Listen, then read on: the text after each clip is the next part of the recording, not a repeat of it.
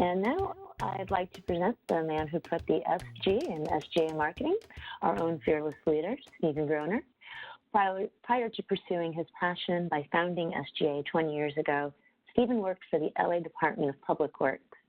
Engineer by trade, but marketer through drive and determination to do good in the world, Stephen has helped shape and implement a lot of major environmental and community outreach programs throughout the state of California.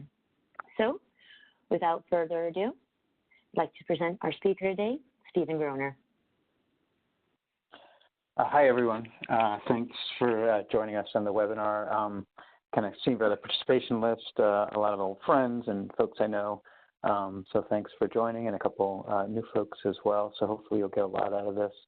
And one of the things just to kind of start out to say is there's a lot to behavior change, a lot of science. You can probably get a full-on degree just studying this issue. So we're going to try to cram quite a bit into about 20 minutes.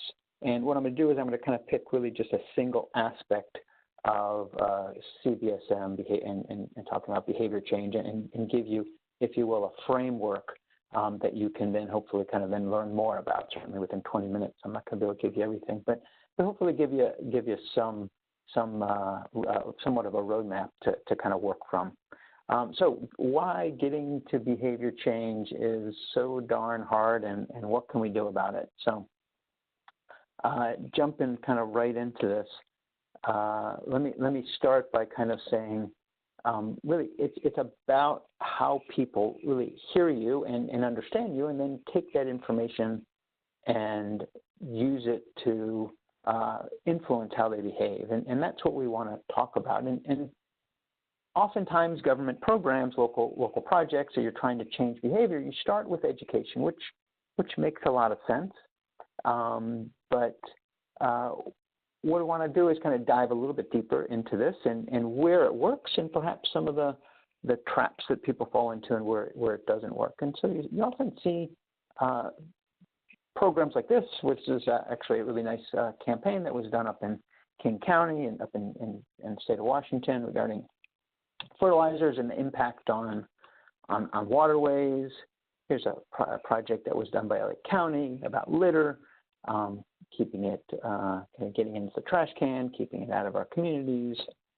Here's one, I think there's from New York State, regarding diabetes in the public health sphere, and did you know? And the commonality of all these campaigns is they're trying to push out information to residents to try to get them to change.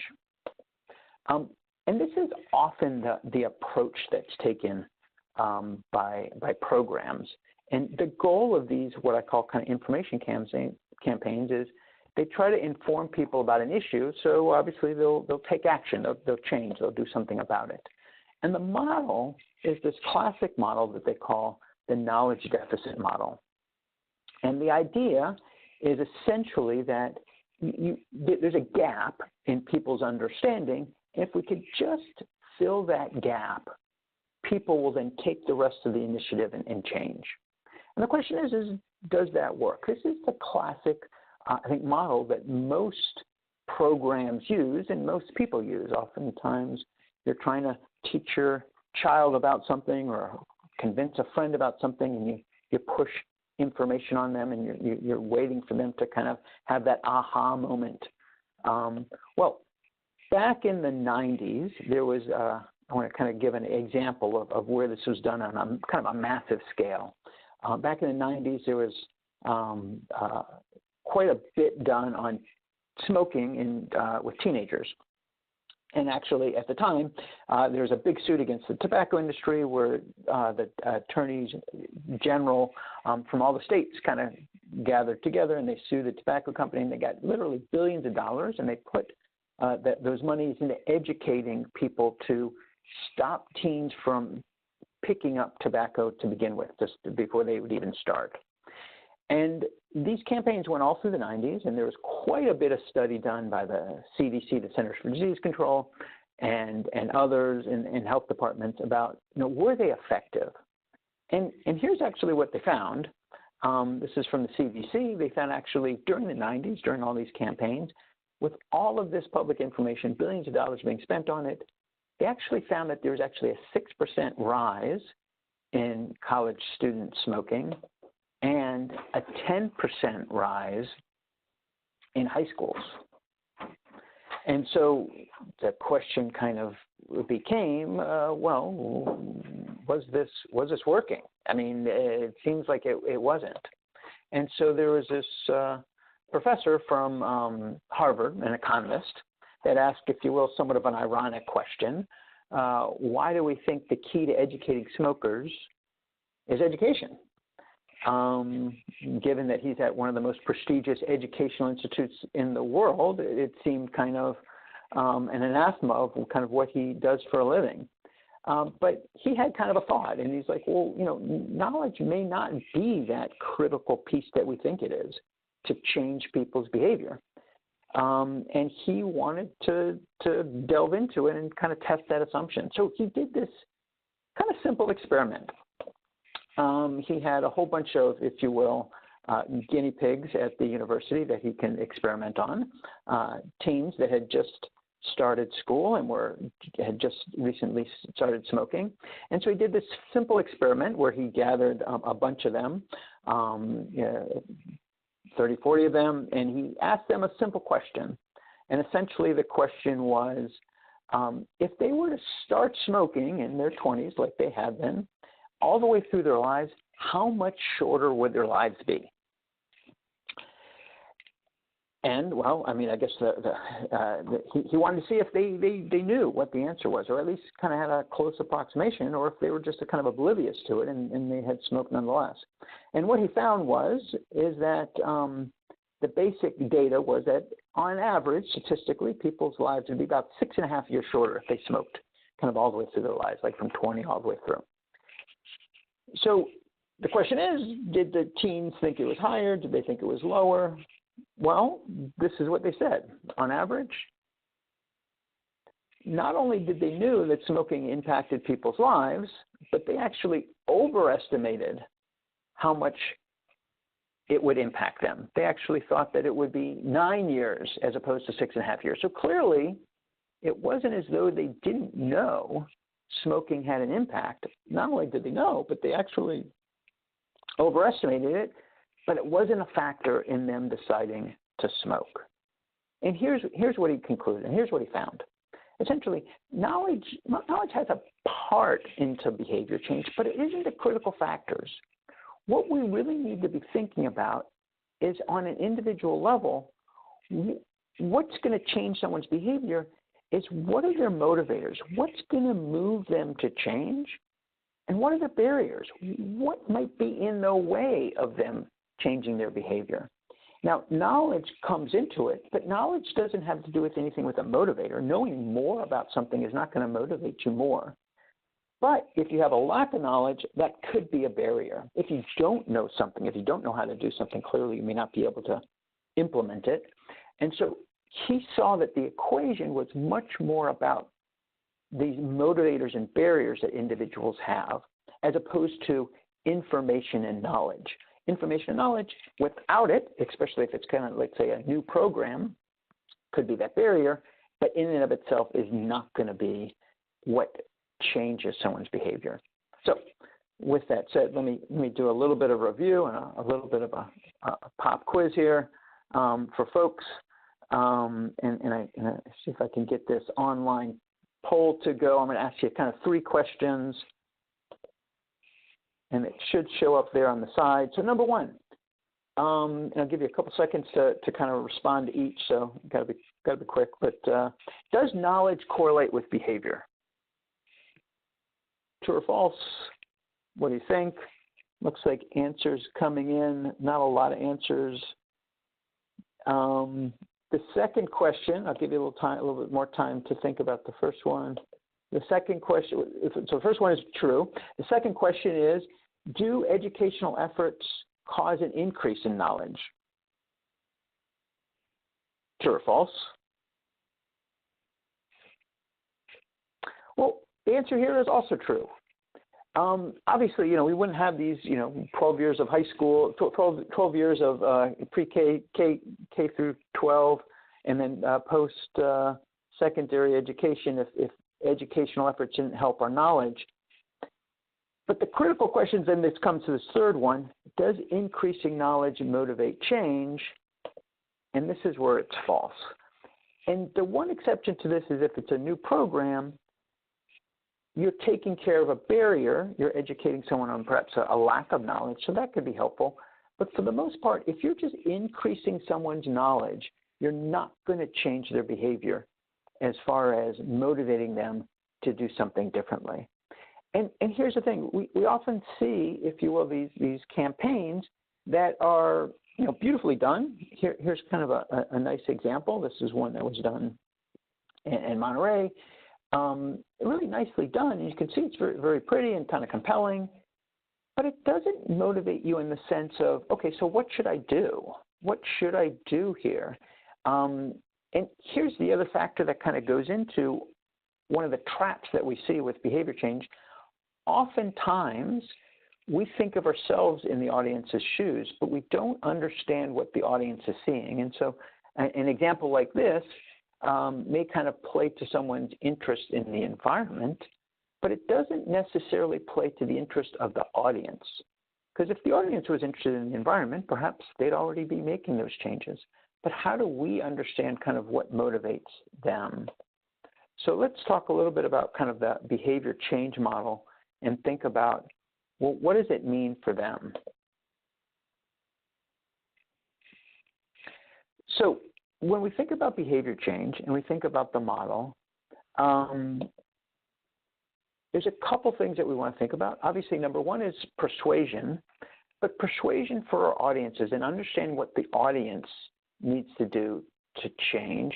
And then the second part is really targeting that behavior. What's that action we want them to take and that we want to target as far as getting them to change? And with that, the model is kind of the idea is that you're focusing on what the audience's barriers and motivators are for that specific action. And then the approach is kind of 3 steps in the sense that you want to select that behavior based on the audience you're going to target, do a little market research on the audience, get their perspective on what are their barriers and motivators to that behavior, and then you want to pilot it. You want to kind of build it out and test your assumptions. You're never going to be perfect, but you want to kind of test that out and try to see what's working and what kind of incrementally gets you closer to behavior change. So let me give you an example of a project we actually did with the U.S. Environmental Protection Agency. And this was a project for one of their Superfund sites. It was a contaminated site where they're trying to reduce the amount of consumption of a certain type of fish that was highly contaminated because of the Superfund site, because of DDT and PCBs that were from the 50s, 60s, and 70s that were kind of making its way into the ocean off of Palos Verdes Shelf in Southern California. So this is kind of the area, and they had this kind of plume that was under the sea, under the ocean, the coast there, that was on the floor, and these different bottom-feeding fish would eat the benthic organisms that would eat then the DDT and PCB. So what we did was we worked with them on kind of understanding what they were currently doing. And this was an example of one of the materials that they were using. And you can see there's a lot of content there, a lot of information, but not necessarily motivational information, and it doesn't necessarily reflect the audience they're trying to reach. So they put out information on the amount of food you can eat and the type of fish you can eat, but not necessarily the motivation on why you should change your behavior in this sense. And so what we did was we picked out a control site in Belmont. You can kind of see there in the green star, and then an intervention site where we test out kind of some of our assumptions, and we do some of our market research and see if we can make a significant change from what had already been done. So a couple things we did. First step we wanted to do was identify that target behavior. We did some, if you will, literature research to kind of understand what was going on. What we found was white croaker was the most contaminated fish, the 3rd most commonly caught fish in Southern California. So we wanted to not go after everything, but target very specifically after this one fish and try to address this issue first. The second thing we did was we picked a very specific behavior. So what was it that we wanted people to do? We wanted them not to take home white croaker. But then there's a second point to that as well, which is really important, because it's when you do, if you will, CBSM or kind of behavior change programs, you got to go beyond just what you don't want them to do, but then what are they going to replace that action with? And so we had to craft kind of a very specific action for them to take. And in this case, the action was we wanted them to catch it and release it. We didn't want them to catch it and throw it away or give it to someone else. We wanted them to release it back. Second was then to identify the barriers and motivators. One of the things that we found actually in this case was about 49% of anglers could not identify the white croaker and 46% didn't have knowledge of its contamination. So in this case, actually knowledge was a barrier. So we had to fill that barrier, address that, but then we also had to motivate them. And one of the things that we found was the government health advisory, while it motivated some people, wasn't nearly as motivational as children's health, addressing children's health or personal health as a way of changing people. So we went out, we gathered this information, we talked to people. That was one of the main ways of getting them. We actually did surveys with them. We actually went in and checked the anglers' buckets and see what kind of fish they were getting and try to understand how much was coming off. So we did some pre-test, if you will, and then we started to set up kind of our pilot. We gathered the data to understand what the amount of white croaker was leaving the pier. We also got ideas of kind of some of the actions people were taking. Were they eating it? Were they giving it to friends and family? And the percentage of people that are actually catching and releasing it. And then we had kind of our goals for reducing key actions and increasing others. So based on all the information, this is kind of what we came up with. We didn't have a lot of funds. We built this materials that basically kind of focused on kind of those motivators. In this case, protecting children's health, giving them a sense of what the white croaker looked like, targeting specifically the white croaker. And then the other thing we kind of did, which we found out when we talked to them, was kind of as far as motivation, they wanted to know about the different fish, so we gave them this material that also they can keep with them, put it in the tackle box, that showed them the different fish, so they would actually hang on to the materials as opposed to just looking at it and then throwing it away. So we did all the stuff. We actually did in English and Spanish as well, based on our audience. And then we went out and we did the intervention. We talked with them. It was very, very simple, very straightforward, gave them the information. And then after we did intervention for several months, we then went back to them and we started to count how many white croaker was going back and asked them what they were doing with it, how much were eating it or giving it to friends and families, et cetera, and how many were catching and releasing it. And here's what we found.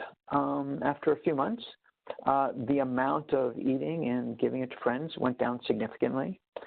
Catching and releasing doubled as far as anglers at Rainbow Harbor. And then as far as anglers leaving the pier, we found that while it went down a little bit at the intervention site, it went down significantly at Rainbow Harbor. So with that, here are the steps, the actual steps that we took. So this is kind of where the rubber meets the road. Key, what's that behavior? What's that specific behavior? And what are the barriers and motivators that you're taking? Now realize with this, it's critical that you understand your target audience, that you do a little market research with your target audience to understand that, you know, what works with them and what's going to resonate when you reach them. As far as then developing the strategies, it's going to be then an iterative approach to build that out based on how much budget you have, how much you can take on at one single time, and how you can effectively reach them as far as communicating to your audience. Then you want to pilot it. You want to truth test. Does it work? Are the assumptions you made working? Gather that data, come back, and then once you start to have that insights into what's actually working, that's when you would want to go kind of broad scale as far as implementing the overall program to a larger scale audience. So that's a quick nutshell on kind of community-based social marketing with a couple examples. Let me summarize, and then we can kind of take some questions. kind of nearing kind of the 20-minute mark. So number one, as I mentioned, understand those motivators and barriers. Information.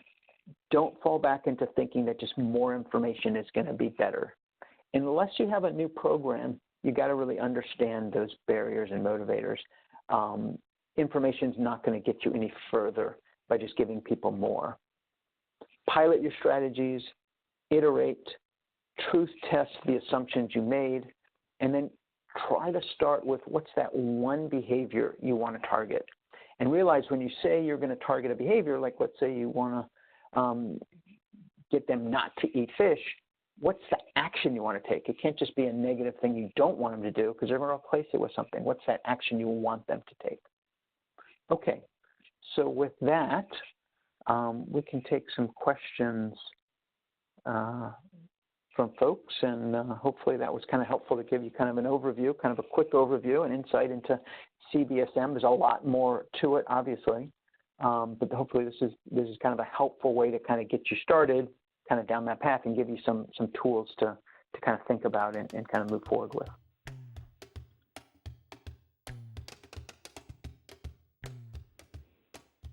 Thanks, Stephen. And we had a question from Brian and some people early on who were having some audio connection issues.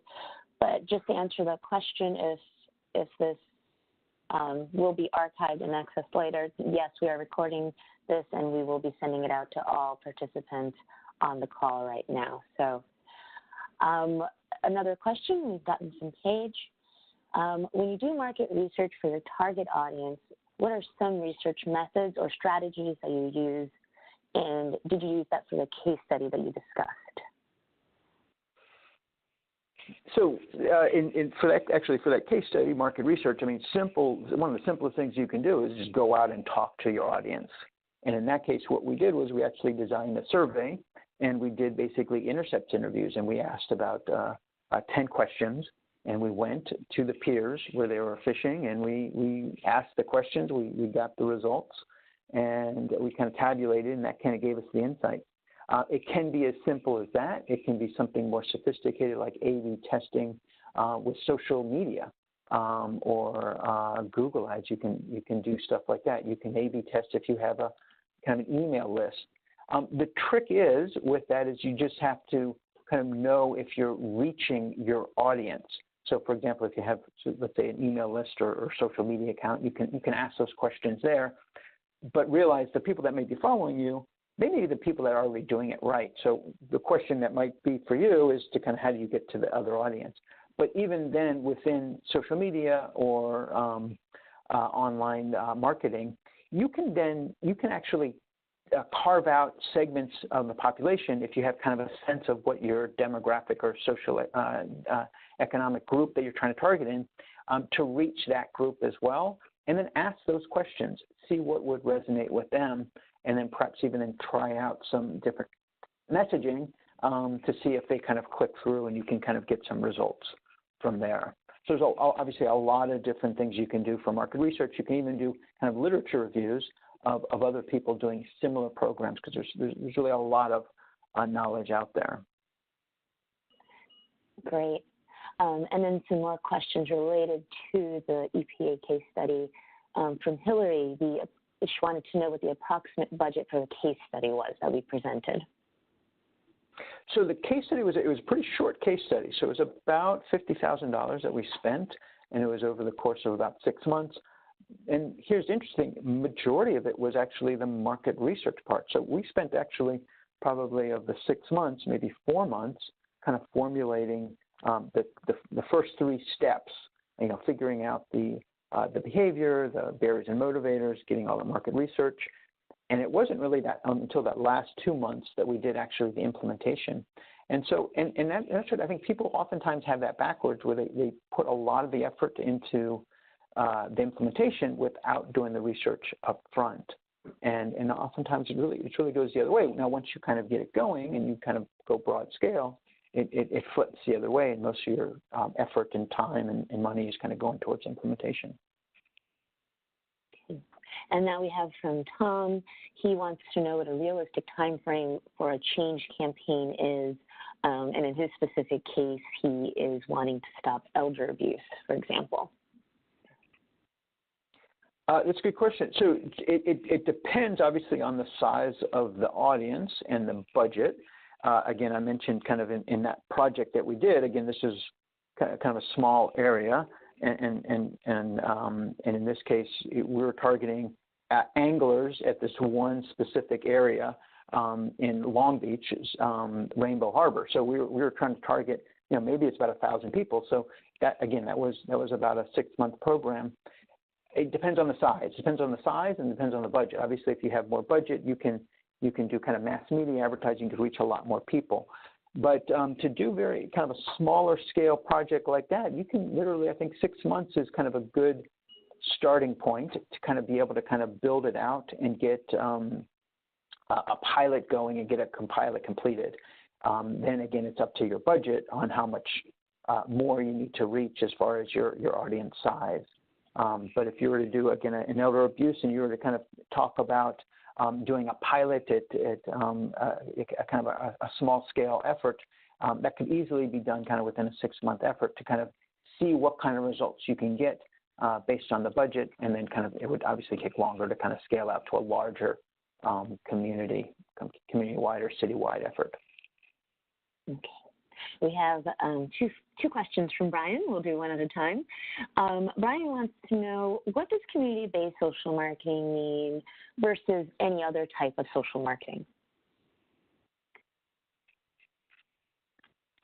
So social marketing is kind of a broader category that kind of fits overall the idea is that social marketing, you're using marketing techniques to address social issues as opposed to marketing products or services, kind of private sector. When we talk about community-based social marketing, it was actually an approach that was developed by Doug McKenzie Moore, who's a professor up in Canada. And for CBSM, it just has a very specific approach, that those steps that I kind of mentioned. However, there's a lot more to behavior change overall than just CBSM, but CBSM is a really good starting point. There's a lot that goes into kind of the psychology of change and what makes people change and not. There's a whole field of behavioral economics that goes into that also goes into kind of, again, behaviors and stuff like that. And actually, the fields are kind of starting to, if you will, expand on one side, but also merge. So you have social marketing on one side, you have what they call applied psychology, kind of another field that's kind of entering into this area, and then behavioral economics. And they're all essentially with the same goal, is how do you influence behaviors and change, if you will, for kind of pro-social efforts to get people to do things differently. So very similar, just CBSM is kind of one specific approach or one specific model to tackling social issues. Great. In Brian's second question, and he tells us he's from the nonprofit environmental work world, if there are any further webinars that we're going to be able to learn more about CBSM. And sure. This just kind of starts it. So this is really just starting the conversation. If there's kind of interest to it, we'd be happy to do additional ones. Clearly, actually, this is just a little piece of an overall training program that I give to the U.S. Environmental Protection Agency, which is actually part of a 2-day class that I give to their technical folks up in San Francisco at their regional headquarter office. So certainly there's other pieces that we can build out if people are interested. Yes, and I wanted to thank Carol for recommending Fostering Sustainable Behavior by Doug McKenzie Moore. She put that on the chat to everyone. It's a great book. Stephen, any comments on that piece of literature and any other piece of literature for CBSM in general? There's a lot of good books, again, in the social marketing area. Doug McKenzie Moore's book on fostering sustainability, I mean, that's a classic one. That's actually required reading at SGA when people first start working here. So that's certainly a good starting point. There's quite a few other ones out there as well, and I could kind of post some later on. I know actually our case study got posted in a couple books as an example in community-based social marketing. Actually, one of the more recent books from Doug Mackenzie Moore and Wes Schultz, who's down at Cal State San Marcos, so they collaborate a lot together, used the case study that we had done. And actually, Wes Schultz, who works a lot in the applied psychology field, was kind of an advisor on that project, and a very well-known professor that works in that field. So we can post some more additional literature to kind of take a look at if people are interested. And Kathy would like to know if you can give some examples of what motivators would be for environmental protection campaign, examples such as anti-litter campaigns, picking up after your dogs, etc. So that's actually a really good and a little bit tricky question, because here's the thing with environmental issues and kind of motivating people to change. First thing is, chances are the people you most want to change are least interested in environmental issues. That's why they're polluting in the first place. And so if you tackle their motivators directly through, hey, this is really important, the environment's important, or the ocean's important, like the example I showed you from Monterey with the seascape and stuff, it'll probably fail, because the problem is those are things that are going to motivate us that are interested in improving the environment, but they're probably not going to motivate the polluters. So what we need to do is really try to understand what are maybe some nexus points where their efforts will align with what we're trying to change. So for example, maybe you're reaching out to folks that are interested, maybe have children, the parents, they're homeowners, and you want to do something that, motivate them to do something for their children. Hey, show them to be a good parent, make sure you're picking up at litter and preventing kind of pollution in your neighborhood. Maybe what they care about is not the environment per se, but they care about where their kids play, or they care about their street, their neighborhood.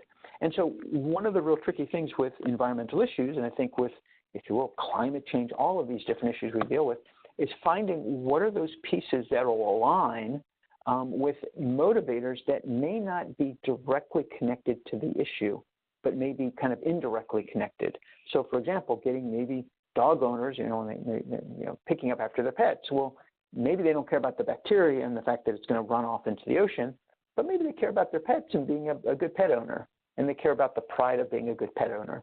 So when you think of the motivators, you really kind of got to dig past that first level of what's going to be an environmentally motivation to me, to what's going to be a motivator to them that will then align with the action that you're talking about. You may not even talk about the environmental issue at all, because that may be immaterial for them to change to whatever you're trying to get them to take on.